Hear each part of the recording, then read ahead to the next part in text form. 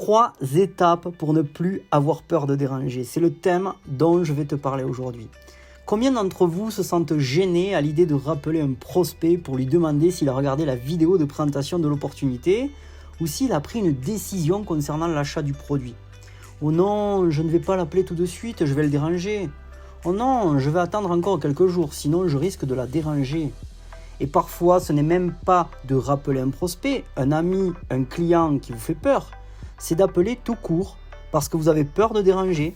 En fait, il est temps de mettre fin à cette situation paralysante.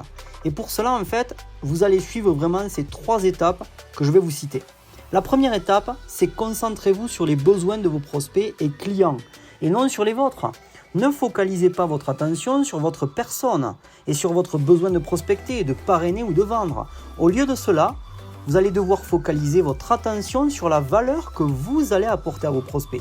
Si le facteur déterminant de votre appel, c'est vous et votre besoin de parrainer ou de vendre, eh bien cela va transpirer dans votre façon de communiquer et votre prospect le ressentira immédiatement. Il ressentira que tout tourne autour de vous et non de lui.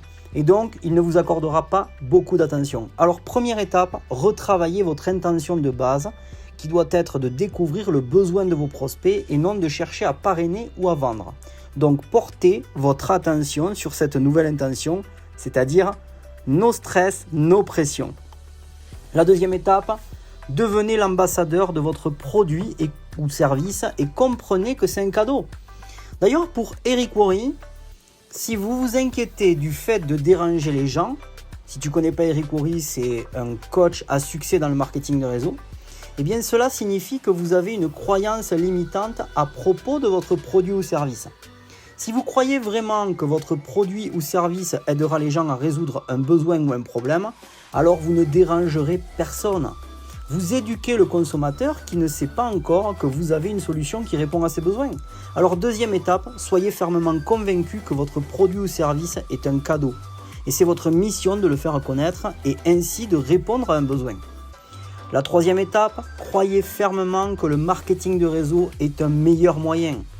Vous savez, c'est la petite phrase des fins des vidéos en fait de Eric Worre qui dit « Mesdames, Messieurs, mon souhait pour vous est que vous décidiez de devenir un professionnel du marketing de réseau, que vous décidiez de devenir pro parce que c'est une vraie évidence que nous avons une meilleure façon de faire.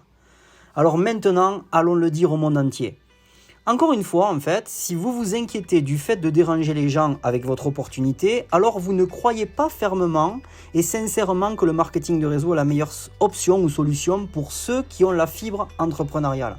Faites la clarté sur la valeur de l'opportunité et également l'opportunité qu'offre le marketing de réseau.